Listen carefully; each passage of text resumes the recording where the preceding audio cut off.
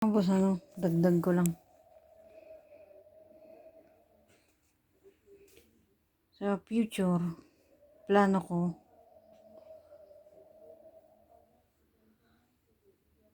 di ba, teritoryo ko. May, sayaw, kanta. Mas magano ng tip doon sa nadaan. Bala sila magbigay or hindi. Oo. Pero hindi yun pamamalimos. Hindi naman yun, pinagtrabahuan yun eh. Oo. Ganun talaga, kasama talaga yun sa trabaho namin eh. Oo. Sa sayaw, kanta, acting, rehearsal. Tsaka teritoryo ko naman. Oo. Lugar ko. Kaya, hindi naman kami sa kalasada, sa iba. Pag di ko teritoryo, hindi. Hindi namin gagawin yan kasi yun nga, nagcha-charity kami, tas yung sabi ng ibang mahirap, ayaw namin yan. Pabuhayan. Sabi mo, pera mo na lang. Sabi ganun. So, nasanay yung karamihan. So, kaya ngayon, na-realize ko, oo nga naman, hindi na rin ako pabor sa namamalimos lang. Oo. Hulihin sila, pero huwag ikulong. Hulihin sila, tulungan. Anong problema mo? Anong pinagdadaanan mo? Turuan pa ng kabuhayan. Tapos,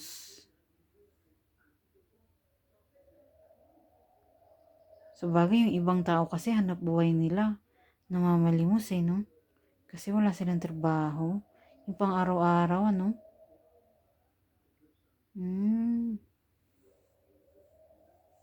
Pero hindi, pag may programa naman dyan na hinuli, di natural, bibigyan ng trabaho. Tapos,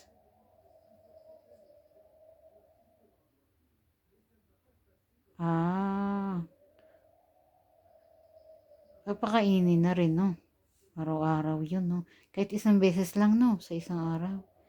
Kasi, ang dyan, sabi ng ibang tao, di ba nag-charity kami, sabi nila, yung pang araw-araw, kailangan nila. Ibig sabihin yung yun, pagkain, araw-araw, yun.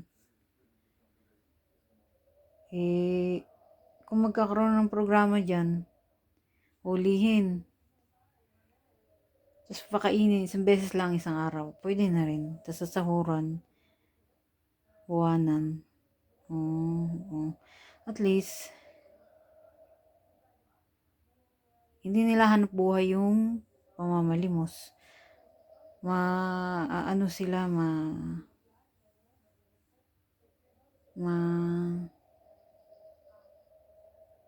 hindi sila masasanay. Yun. So, mababawasan yung mga taong nasanay sa ayuda, etc. Oo. Balik tayo sa plano ko. Yun nga, tutoryo ko naman yung mga boss yung may dadaan doon, plano ko tourist place sana. Doon kami sasayaw, kanta, rehearsal. So, bahala sila bigay ng barya o doon lang sa teritoryo ko. Hindi naman yung pamamalimos. Hindi.